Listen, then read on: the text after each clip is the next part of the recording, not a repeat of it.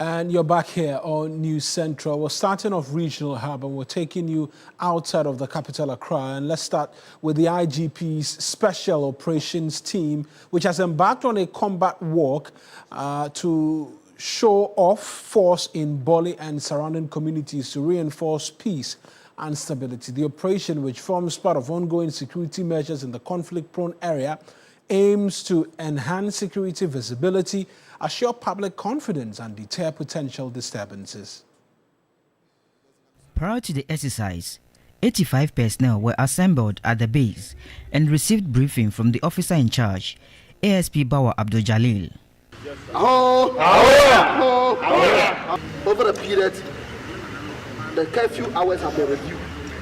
And because of the review of the curfew hours, from 12 a.m. to 5 a.m., we have not been able to meet anybody breaking the law. This shows that things are coming back to normalcy. Our presence should continue to be felt by the people that we are there to guarantee their peace and safety. And for that matter, this is your men. If you some of them think that we are asleep, we are not asleep.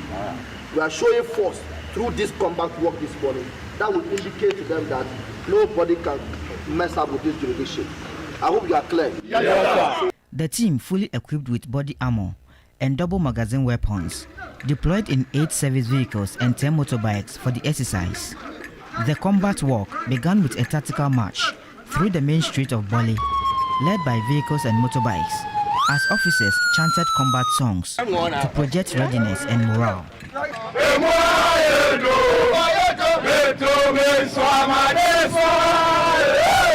The team also patrolled key areas including the central market, hospitals, schools and previously identified conflict hotspots. After the walk, officers embarked on an intensive patrol across the township and surrounding villages, covering strategic locations such as the Ghana Commercial Bank, mobile money vendors and major business centers. The patrols were conducted in high visibility formations to reassure the public of the security agency's presence and preparedness. The situation throughout the operation remained calm and peaceful, with no incidents or arrests recorded. Meanwhile, the curfew imposed on Bole and its environs remained in force, but has been reviewed. Residents adhered to the curfew, and commercial activities showed signs of gradual recovery. The successful operation strengthened public confidence in the ongoing peacekeeping efforts in the Savannah region. Now, the lifeless body of a 41-year-old canoe operator identified only as Razak, who drowned in the White Volta at Daboya, has been retrieved after 2 days of search. On Monday, October 27th, Razak, who was operating a canoe and crossing with passengers, fell into the river, leaving the passengers on board the canoe in the middle of the river. Even though the passengers managed to paddle themselves to safety, the canoe operator was not found. A search party was immediately deployed by the Canoe Operators Association.